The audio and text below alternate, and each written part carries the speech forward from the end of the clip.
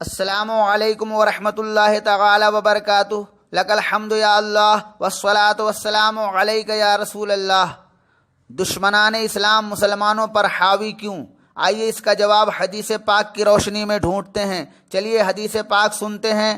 عن ثوبان رضی اللہ عنہ قال قال رسول اللہ صلی اللہ علیہ وسلم یوشک الامم ان تداعى علیکم کما تداعى الاکلۃ الى قصعتها فقال قائل ومن قلۃ نحن یومئذ قال بل انتم یومئذ کثیر ولکنکم غثاء کغثاء السیل ولینزعن اللہ من صدور عدوکم المہابۃ منکم وليقذفن اللہ فی قلوبکم الوہن فقال قائل یا رسول اللہ صلی اللہ علیہ وسلم وما الوہن قال حب الدنیا وکراہیت الموت۔ امام ابو داؤد سجستانی نے اپنی سنن میں، امام بخاری نے التاریخ الکبیر پارٹ 9 پیج نمبر 60 پر، امام بہقی نے شعب الایمان پارٹ 13 پیج نمبر 16 پر، امام دیلمی نے مسند الفردوس پارٹ 5 پیج نمبر 5 to 7 پر، امام بغوی نے شرح السنہ پارٹ 15 پیج نمبر 16 پر، ابن عساکر نے تاریخ دمشق پارٹ 23 پیج نمبر 330 پر،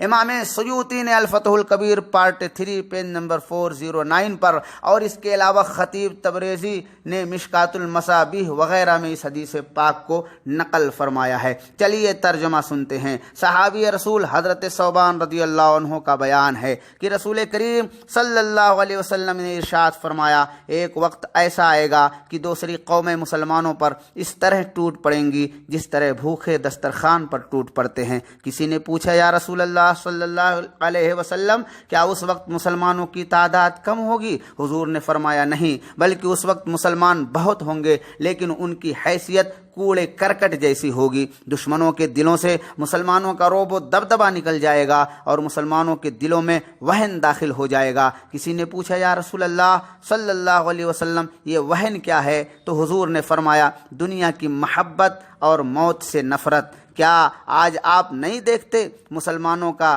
رہن سہن اور عیش پرستی کہ کہیں کا بھی رہنے والا ہو دنیا کی محبت میں بدمست نظر آ رہا ہے، نہ کسی کے حقوق کا خیال ہے، نہ ہی شریعت کا پاس و لحاظ ہے، دنیا میں اس طرح رہتا ہے جیسے کہ اسے مرنا ہی نہیں ہے۔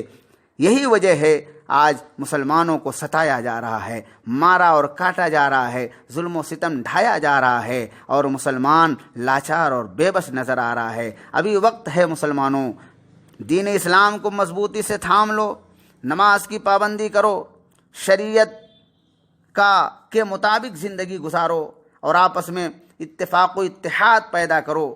مختلف ہوگے تو مٹ جائے گا خود اپنا وجود، متفق ہوگے تو قدموں میں زمانہ ہوگا۔